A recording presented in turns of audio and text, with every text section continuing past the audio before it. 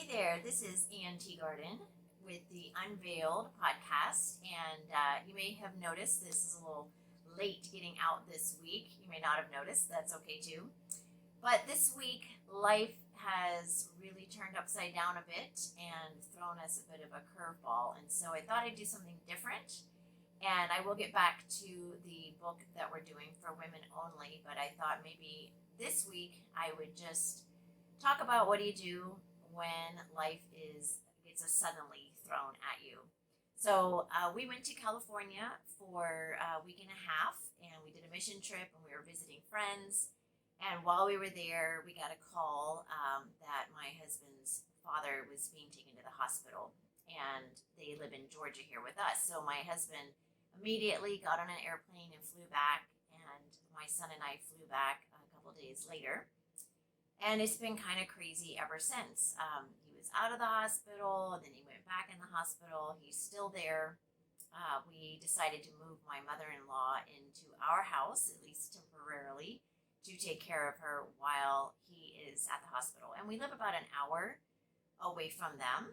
So my husband's been driving back and forth. And the first few days, I was driving over there to watch my mother-in-law. And, when you've been gone for 11 days and you come back, there's no food in the refrigerator, you've got a ton of laundry, just a lot of things. And so I found that this last week and a half, I haven't been able to think straight. It's the weirdest thing. My brain just feels a little bit like mush. And so what I decided was there was a lot of things that needed to be done.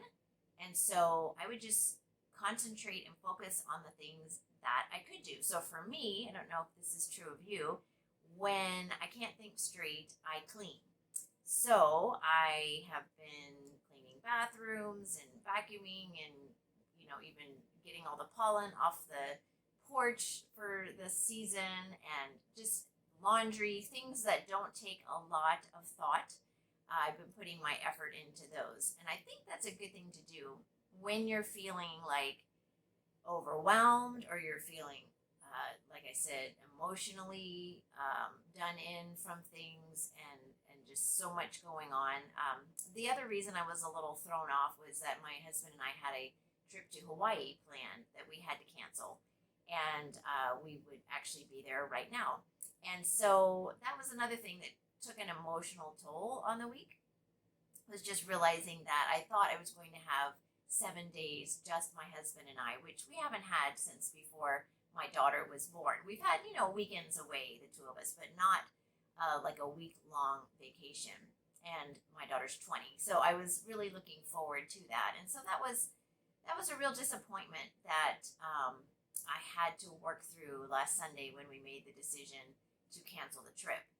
And I will say that I spent a day kind of mourning that and grieving and feeling a little bit sorry for myself. And then I said, okay, that's it. It's done. We're not going. Got to move on, get my head in the game and be in the present. And so I think that's important too. Sometimes we do need to take the time to feel the disappointment and to work through it, but then not to stay there. You may have heard me say this before, don't sit and have tea with it, right? Face it, talk to it, and then let it go and move on. And so that's kind of how I felt. Like Monday, it's like, okay, that's in the past, that's behind me. It's time to move forward and see what needs to be done for my family. And so I think, whenever you're dealing with that overwhelm and all of that, it's good to just say, what can I do? If you think, I can't do my job right now, I can't think, I can't pay bills, whatever it is you're feeling like needs to be done, but you just can't focus enough to do it, well, you might just need to rest, and there's nothing wrong with that. But also think about, what can I do?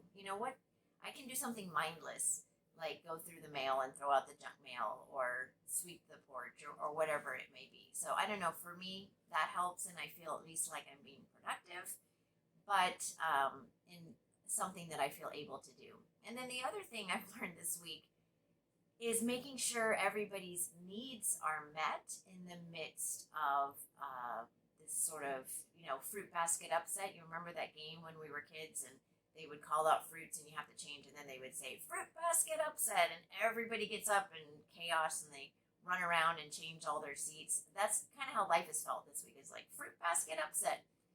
And so I realized that my son was needing some one-on-one time, not just with grandma time.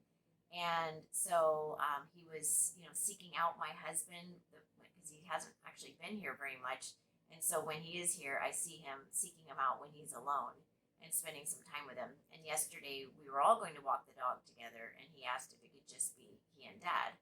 And so, I thought that was important to realize that he has that need. And I went downstairs in the basement to his bedroom last night and just said, let's just spend some time, the two of us, together. And so I think that's so important. And then with my husband, I took him out on the porch last night and told Grandma she wanted something. And I said, well, it's going to have to wait. We're going to go sit outside for 20 minutes or so, just the two of us, and then we'll get what you need when we return. And I felt like, okay, it's time to start setting some boundaries. And I think that is so important. But also just my husband is absolutely exhausted. And so to be able to sit and talk with him and catch up and just put our arms around each other was so important. And for me, I think realizing I need some time alone as well. So I've taken a bath. I've taken a book out to the porch and said, nobody bother me for 20 minutes unless it's an emergency. I'm going to take some time to read. I think these things are so healthy, and I've realized that I definitely need to do that. There's still things I don't know how to do. How do I go down to the garden and work when I don't want to leave Grandma alone? Sometimes leaving her with my son, but not making him take that burden too often, because it's not really his to bear. So it's okay to ask him to do that when I have an appointment that I have to go to, but how much should I put that on him as a 17-year-old boy? Probably not too much. So it's amazing all the different things to have to work through and think through this week. We're also having to think through his parents can no longer live by themselves. And maybe a lot of you are dealing with caring for aging parents. I think if you're around my age, I'm in my 50s, it seems like a lot of us are beginning to do that. And my in-laws have been very healthy, but they are 92 and 93 now, and things do start to break down. And so we kind of realized about a month ago or so that they weren't going to be able to live on their own much longer. And now it's kind of immediate. So there's so many decisions to make with that. And I think I have to recognize, for my husband and I, there's a lot of emotion involved in those things. For my mother-in-law, I also need to meet her emotional needs. She is having trouble letting go of a house full of items. That is really hard, things you've collected all those years.